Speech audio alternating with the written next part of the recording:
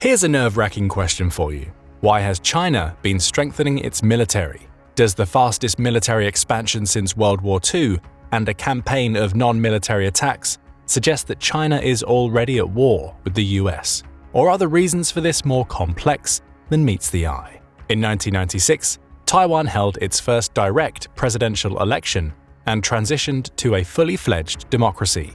This election set off the Third Taiwan Strait crisis, with mainland China firing missiles across the water. In response, the United States sent 2 carrier battle groups to the area, with the USS Nimitz and her colleagues passing through the strait. Beijing had no choice but to back down in the face of this pressure. The incident, which came at the height of the American unipolar moment, is almost entirely forgotten in the United States today, but Beijing always remembered. To the Chinese leadership, the crisis and its conclusion recalled the century of humiliation, the period between 1839 and 1949, where China repeatedly found itself invaded, dictated to, and partitioned by the Western powers and Japan. China vowed to never be at such a disadvantage again. 28 years later, with Taiwan having held another presidential election in January, the situation is vastly different. In this video, we will dive into the details of China's military buildup and how it's changed the balance of power in the Indo-Pacific region. In December 2001, China joined the World Trade Organization.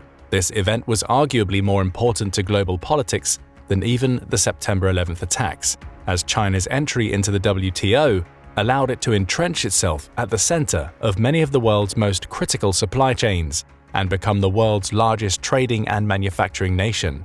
Beijing took advantage of the vast wealth accruing to its coffers to spend much more money on its military. Between 2000 and 2016, China's military budget increased at a 10% annual rate. Since then, the rate has slowed, but the military budget has still gone up by 5 to 7% per year. In 1995, at the beginning of the Third Taiwan Strait crisis, China wasn't even in the top 10 of worldwide military spenders. Even Taiwan spent more. By 2002, the first year after joining the WTO, China spent about $30 billion on its military, 10 times less than the United States, and was still behind the United Kingdom and Japan. 18 years later, China spent about $260 billion on its military, reducing the gap to about 3 times less than the United States. However, China's budget actually understates the amount that goes into its military, and China might be spending about $60 billion more per year on its armed forces than advertised. While the spending in absolute dollars still suggests the United States has a big advantage in the military balance of power, fundamentals beneath the hood suggest that China is eroding America's traditional dominance in ways disproportionate to the total spending. The United States armed forces are stretched around the world in global commitments. Meanwhile, China can concentrate all of its military spending in the decisive Indo-Pacific region. This is not the only advantage China has. In 2022, Deputy Assistant Secretary of the Air Force for Acquisition, Major General Cameron Holt, warned that China was acquiring weaponry at a rate 5 to 6 times faster than the United States. He further warned, in purchasing power parity, they spend about $1 to our $20 to get the same capability. We are going to lose if we can't figure out how to drop the cost and increase the speed in our defense supply chains. China's military buildup accelerated when Xi Jinping took power in 2012. Xi has an unusual personal interest in military affairs, at least in comparison with his predecessors, Hu Jintao and Jiang Zemin. Unlike them, Xi holds the title of Commander-in-Chief of the Joint Operations Command Center, while China's People's Liberation Army has always been responsible to the Communist Party and its leader. The new title gives Xi Jinping command at the operational and field level that his predecessors didn't have. Xi also has strong personal and familial ties with the PLA that his predecessors lacked. His father, Xi Zhongxun, was a military leader in World War II and the Civil War. Even Xi's wife, Pen Liyuan, was a civilian member of the PLA with a rank equivalent to Major General. Many of those closest to him are also military men with deep ties to the institution. How has China built up its military? First, it has rapidly expanded its People's Liberation Army Navy in both numbers and capability. This was an innovation. China has traditionally been a land rather than a sea power, but its containment in the First Island chain and its dependence on commercial shipping necessitated a change. With the First Island chain full of American allies and choke points, vulnerable to being blocked by the United States Navy, the leadership in Beijing determined that it must have a stronger navy of its own. As late as 2010, China had no aircraft carriers. However, China had in 1998 purchased the sister ship of Russia's Admiral Kuznetsov carrier, and after a long odyssey, finally commissioned the ship as the Liaoning in 2012. In 2019, China launched the Shandong, its first domestically produced carrier based on the Liaoning. However, these two carriers use ski jumps called the Stow-Bar system to launch their planes. This is slower than America's Nimitz and Ford-class carriers, which use a catapult system. Not wanting to be outdone, China launched the Fujian in 2022. This is China's first wholly domestically designed aircraft carrier, and like its American counterparts, it uses a catapult system. Tellingly, the Fujian was named after the province located across the strait from Taiwan. China has no plans to stop with the Fujian. It's currently building at least one more aircraft carrier, codenamed the Type 004. This carrier, which looks very similar to the US Navy's Gerald R. Ford, will be the first in China's fleet to operate on nuclear power, which will give it the ability to stay at sea for much longer durations than its predecessors and at much further ranges. Nuclear-powered ships also have an advantage in generating electricity needed to power advanced weapons and equipment. Some American national security experts believe that China could have 5 aircraft carriers by 2031, with the newer ones having nuclear propulsion to give them longer ranges and staying power at sea. China also now has the world's largest navy, with 426 hulls in its fleet as of November 2023. However, many of these vessels are not fit for frontline combat, as they are lighter and less well-armed. This is why, despite China's fleet units, it still lags behind the United States Navy in terms of combined tonnage, with the US Navy being about twice as heavy. However, a decade ago, the US Navy had a 3-to-1 advantage over the PLAN in tonnage, which shows you how serious China is about closing the gap. The gap is closed partially because China is also building cruisers and destroyers at pace. By 2031, China could have 60 of these, with modern capabilities on similar par with the US Navy's equivalent ships. China is also modernizing its submarine force. This is the area of underwater warfare where China lags the furthest behind the United States. It has 72 submarines in its fleet, but only 15 are nuclear-powered, with 6 being ballistic missile submarines and an additional 9 being conventional attack submarines. The others are diesel-electric submarines, which have less range, cannot dive as deep, and are noisier since they can only run on electric power for a short time. However, China is investing more heavily in its submarine fleet and plans to build 2 new types of submarines: the Type 095 nuclear-powered cruise missile submarine and the Type 096 ballistic missile submarine. In contrast to the Type 094, the Type 095 and 096 in particular are expected to be much quieter, thanks in part to sound isolation technology from Russia. This includes a raft attached to a rubber support system that reduces noise coming from the engine. There is still debate about the origin of this technology being outfitted to the much larger submarines under construction. However, these new underwater craft should at least be comparable to Russia's nuclear Akula-class submarines, the upgraded versions of which are already difficult to detect, according to Christopher Carlson of the US Naval War College. The PLAN is also gaining more experience on long overseas deployments. In 2008, Chinese naval flotillas were sent to the Gulf of Aden to conduct counter-piracy operations, a feat which has recurred over the years. After these missions, which tended to last for 3 months, the PLAN would sail to other theaters on much longer navigational missions before returning home. The PLAN has also seen frequent operations in the South China Sea, giving it more experience in waters further afield from the Chinese mainland. China's naval buildup is only part of its military modernization program. China has also taken pains to upgrade its air force. As late as the 2000s, China's People's Liberation Army Air Force relied on obsolete second-generation jet fighters, like the Shenyang J-6. In addition to obsolete hardware, the PLAAF suffered severely during the Cultural Revolution, which closed many of its technical and maintenance training facilities, leaving it short of trained personnel, especially those who could keep the planes fit for flight. It took decades for China to recover from this disaster. However, the PLAAF has changed drastically since the start of the 2010s. Obsolete second- and third-generation fighters have been retired. In their place, 3 planes have taken the lead role in the PLAAF's fleet. These are the 4th-generation Chengdu J-10C, 4th generation Shenyang J-16, and the 5th generation Chengdu J-20. Between these three planes, China has 600 advanced aircraft in service, with plans to expand. Between 2020 and 2023, production rates of the J-16 and J-20 doubled. At current production rates, China could field as many as 1,000 J-20 planes by 2030. The J-20 has gotten some improvements as well. In 2022, China began upgrading the plane's engine to the WS-15. Previously, the J-20's engine was the Russian AL-31 that had been developed for the Su-34.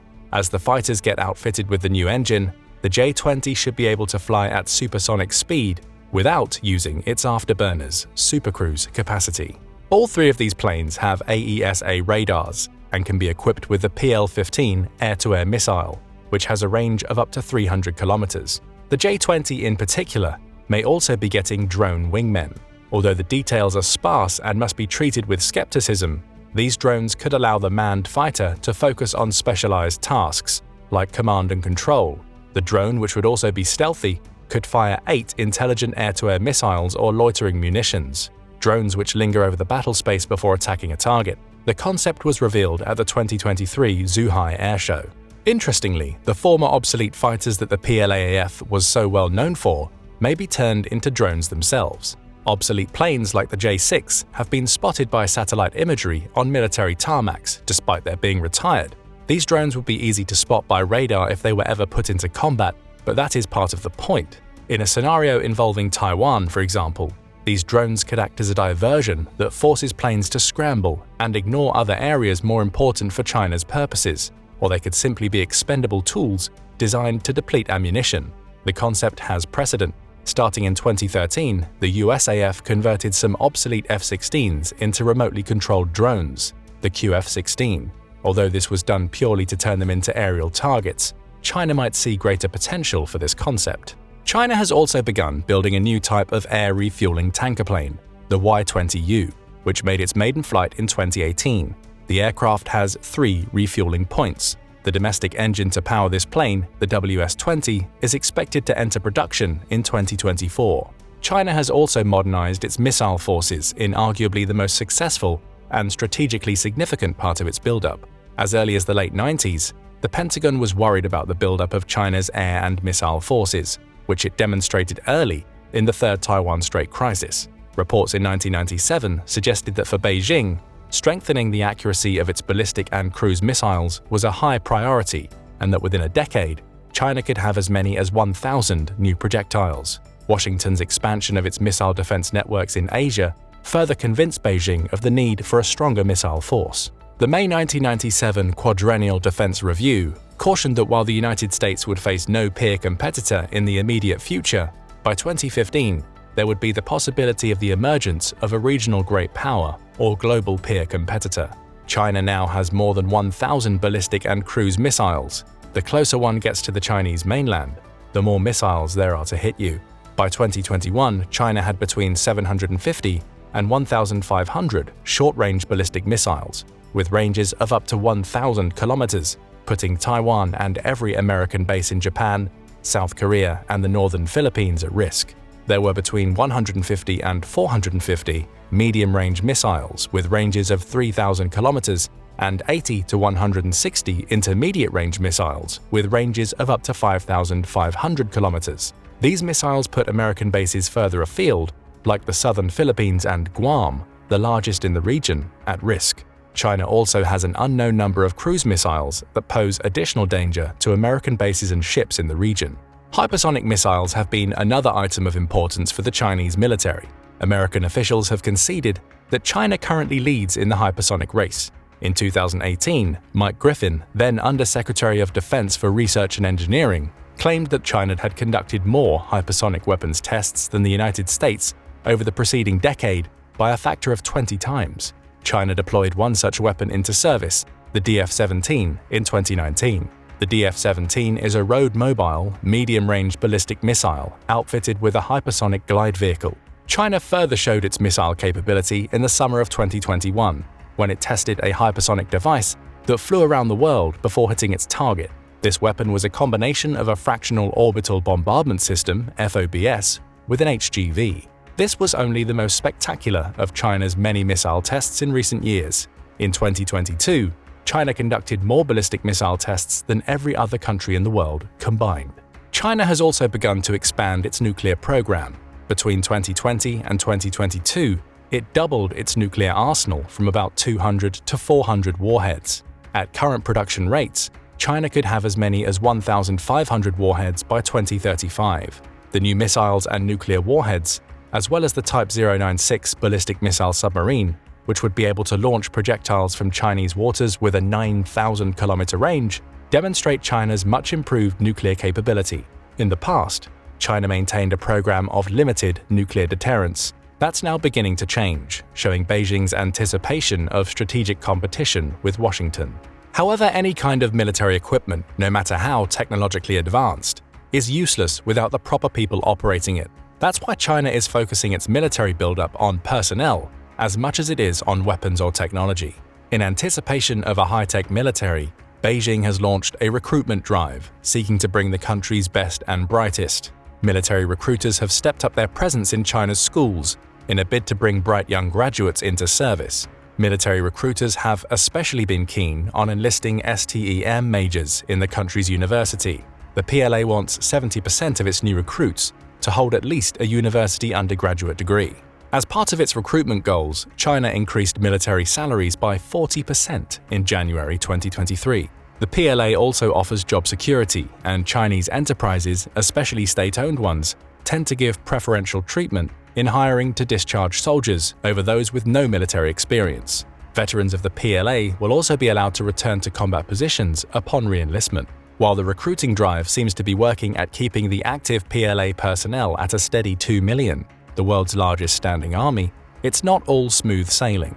According to China's own polling, only 35% of soldiers who completed their service in the PLA wanted to stay there instead of being discharged to the reserves. College graduates stayed at even lower rates. So while China has made progress in improving the quality of recruits to its military, it will need to take further steps to make it more attractive to the country's most talented minds for the long haul. Like in many other sectors, China also has corruption in its military ranks. As we've seen with Russia's experience in Ukraine, corruption within a military, especially in its logistics, can manifest deadly consequences on the battlefield. Therefore, part of China's military modernization involves rooting out corruption. As part of his anti-corruption efforts after taking office, Xi Jinping initiated a crackdown in the PLA. In 2013, his first full year, 4,024 officers, including 82 generals, were investigated, with 21 being removed. The following year, 16 senior officers were investigated. Zhu Kaihu and Guo Boxiong, who were both former vice chairmen of the Central Military Commission, were investigated and jailed. Although many Western observers have wondered whether corruption in the PLA would impede China's operations the way that corruption among Russia's military ranks has, the low number of officers investigated, less than 1% of the PLA's total, likely means that it will not be as important. Xi continues to claim that anti-corruption is an important part of his military modernization program. In 2018, Xi launched a new anti-corruption drive to ensure that training data would not be falsified. Military discipline officers were sent to the Army's 5 theater commands to monitor drills. The drive was meant to increase the effectiveness of the PLA's training, which included frequent live-fire drills based on lessons learned from Western fighting forces, especially those of the United States. Xi has also made combat-ready training a priority for his military buildup. This objective is reflected in the PLA's frequent exercises with Russia. Before the mid-2000s, Chinese military drills with Russia were rare, amid lingering border disputes from the Cold War. Since then, they have become more frequent, with China increasingly playing a leading role in comparison to its strategic partner. Other exercises have also included far-afield drills with Iran. For example, in March 2023, the Chinese, Russian, and Iranian navies conducted naval exercises near the latter's coast. Xi's emphasis on corruption-free training is especially important if China's buildup is to succeed, because the PLA has lacked real combat experience since the 1979 border war with Vietnam, where it did not perform well. Training with other forces, especially those with combat experience, is a vital component for Xi's vision of a modern, first-rate Chinese military. Even though there are lingering problems, such as a serious shortage of trained naval aviators, lack of recent combat experience, and certain missing components needed for long-range power projection, such as only about 24 tankers based on 1950s Soviet designs. China's military has come a very long way in the last decade, let alone since the Third Taiwan Strait crisis. At that time, China was still regarded as a military backwater, lacking in power compared to the United Kingdom, France, and even a Russia in post-Soviet transition. The PLA was often reliant on Russian technology and completely lacked the know-how to make modern equipment. That is no longer the case. The military buildup, especially under Xi Jinping, has made China a would-be regional great power in exactly the timetable that the 1997 Quadrennial Defense Review predicted. China has greater aspirations still, with Xi setting a date of 2049 to reunify with Taiwan and become the world's leading military power. But will China succeed in this goal? Or will economic, demographic, and other institutional problems prevent this from occurring? Or are there many more problems under the hood for China's military? Don't forget to let us know in the comments. Also, be sure to hit the like button and subscribe to the channel for more military analysis from military experts.